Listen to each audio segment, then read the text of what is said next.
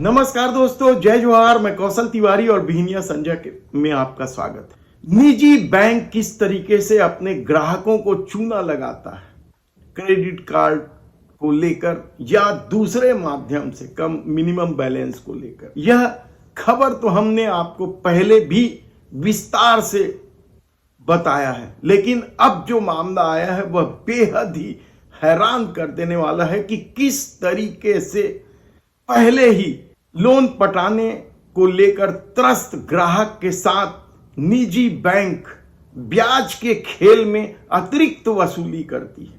मामला HDFC bank का है और अब इस मामले को लेकर बकायदा एफआईआर दर्ज भी हो चुका है और पूरा मामला आप देखेंगे तो हैरान हो जाएंगे।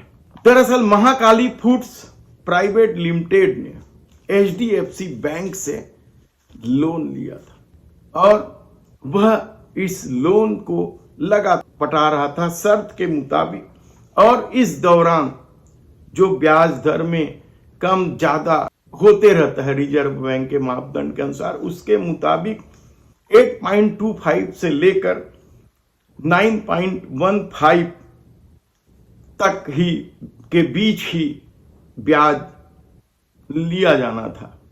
लेकिन एचडीएफसी बैंक ने यहां खेल खेला और 8.25 से लेकर 11.45 तक वसूली कर ली, और यह राशि छोटी मोटी रकम नहीं थी।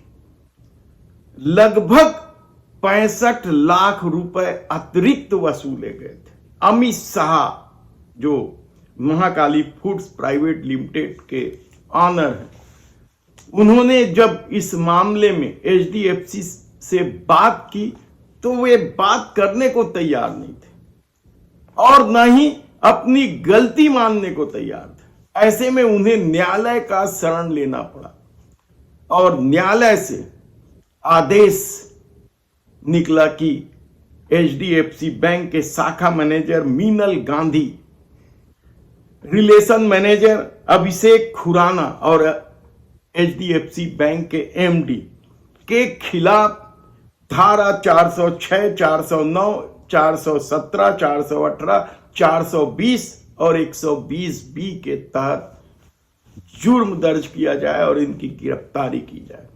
गिरफ्तारी हुई है, नहीं हुई है, क्या ये लोगों को अग्रिम जमानत मिल गई है, आगे इनकी गिरफ्तारी होगी, क्या कुछ होगा यह भविष्य में पता चलेगा। लेकिन आप सोचिए, यदि आपने लोन लिया है तो किस तरीके से निजी बैंक अपने ग्राहकों को लूटने का खेल खेल रही है।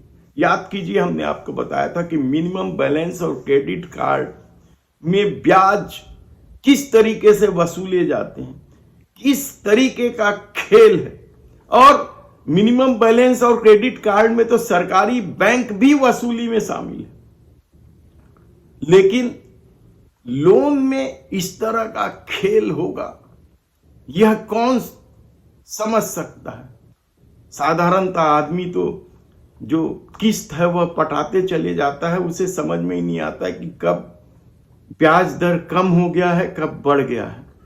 और ऐसे में सरकार की क्या भूमिका होगी, किस तरीके से एचडीएफसी बैंक के खिलाफ कार्रवाई होगी, यह देखने की बात होगी। लेकिन सावधान रहें, सजग रहें।